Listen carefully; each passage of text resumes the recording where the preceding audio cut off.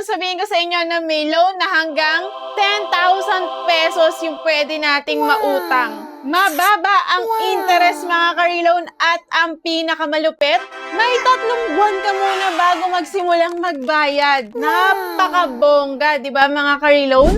May grace period pa.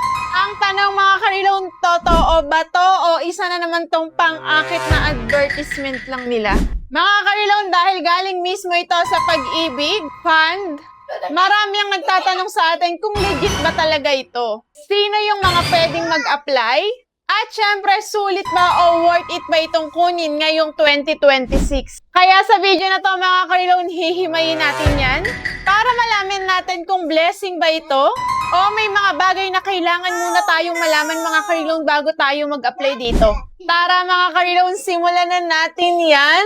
Kumusta mga ka-reloan? Welcome back sa ating YouTube channel! Dito mga ka-reloan, pag-uusapan natin ang mga loan application, lending companies, at financial program para alam nyo kung saan kayo ligtas at kung saan tayo dapat mag-ingat. Ngayon mga ka-reloan, pag-uusapan natin ang isang programa mula sa Pag-ibig Fund na tinatawag na Safe Loan o Special Assistance for Financial Emergencies. At base sa kanilang announcement mga ka-reloan, ginawa nila to para makatulong sa mga miyembrong naapektuhan ng pagtaas ng mga gastusin sa araw-araw. Syempre kasama tayo dito mga ka-reloan kasi lahat naman tayo ay naapektuhan talaga sa sobrang taas na ng mga bilihin natin ngayon, di ba? Kaya mga ka-reloan, ang unang tanong, ano ba yung Pag-ibig Safe Loan?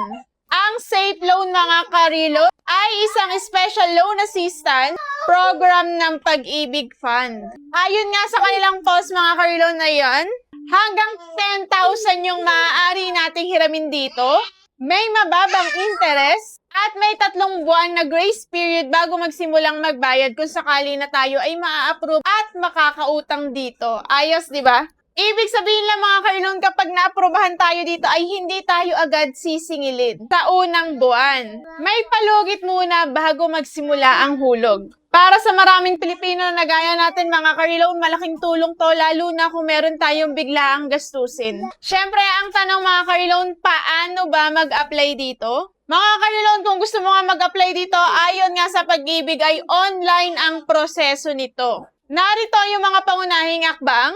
Una nga mga ka-reloan ay pumunta sa virtual Pag-ibig. I-validate ang inyong Pag-ibig membership ID. Pangatlo mga ka-reloan ay kumpletuhin ang OTP verification. Pang-apat nga mga ka-reloan ay ilagay ang iyong disbursement method. At pang-5 mga ka-reloan ay mag-upload ng iyong valid ID at selfie na hawak mo yung iyong ID. Mga ka-reloan, kapag kumpleto yung requirements natin, at pumasa tayo sa evaluation, saka pa lang ipoproseso yung ating application. Ano ba yung mga magagandang bagay sa Safe Loan mga ka-reloan? Syempre, unang-una mga ka-reloan ay galing ito mismo sa Pag-ibig. Sobrang legit. Hindi ito isang random na loan app lamang na bigla na lang sumusulpot sa Facebook or kung saan mang social media platform. Ito nga mga ka-reloan ay government institution. Kaya talaga namang mas kampante ang maraming borrowers. Pangalawa mga ka-reloan ay napakababa nga dito ng interest. Kumpara sa napakaraming loan application mga ka-reloan na may napakataas na charges, talaga namang mas mababa raw ang interest rate dito. Pangatlong bagay nga mga ka-reloan ay meron ditong grace period. Ito talaga yung isa sa pinakamagandang feature nitong Safe Loan na to. Yung hindi ka muna agad sisingilin sa unang buwan.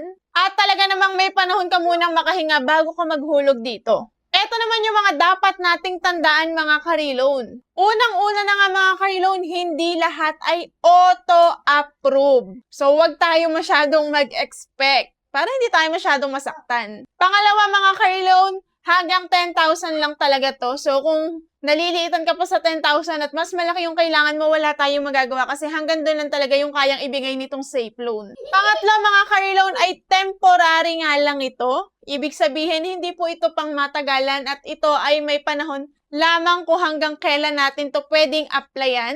At sabi nga mga ka-reloan ay available lamang ito hanggang September 8, 2026. So, ngayon po ay June, July, August, September. Meron pa tayong 3 buwan para makapag-apply dito. Kaya mga ka-loan, kung interesado ka dito sa safe loan mula sa Pag-ibig, ay wag mo na itong patagalin. Subukan mo na. Malay mo, ma-approve ka, di ba? Ang tanong nga natin mga ka-loan, sulit ba itong applyan o worth it ba? Kung miyembro ka ng Pag-ibig at kailangan mo ng emergency cash, mukhang isa ito sa mga ligtas ka-loan. Kumpara sa mga naglipa ng online lending application, sigurado dito walang harassment. Pero kagaya ng lagi kong sinasabi sa inyo mga ka-loan, mangutang lang tayo kung talagang kailangan lang.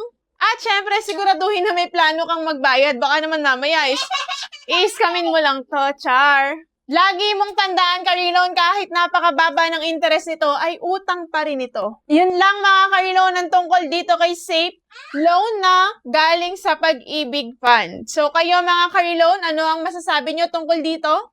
Mag-a-apply na ba kayo ngayon o antay muna kayo ng mas marami pang feedbacks mula sa mga borrowers? Feel free to comment your opinion sa ating comment section mga ka-loan at babasahin natin yan isa-isa. Syempre para mas makatulong din tayo sa iba nating viewers na makapag-decide sila ng maayos. Mga ka-loan, kung nakatulong sa inyo itong video natin, please huwag kalimutang mag-like, i-share mo na din, at syempre mag-subscribe para sa mas marami pang loan app review and hit the notification bell para lagi kang updated sa mga uploads natin. So yun lang muna mga ka-loan, maraming salamat sa inyong panonood and sana ay makaahon na tayong lahat sa pagkakautang and iwasan natin yung tapal-tapal system mga ka-loan. Lagi ko nga sinasabi sa inyo, ang pinakamababang utang ay yung utang na hindi natin dapat utangin. Magkita-kita ulit tayo sa mga susunod nating video.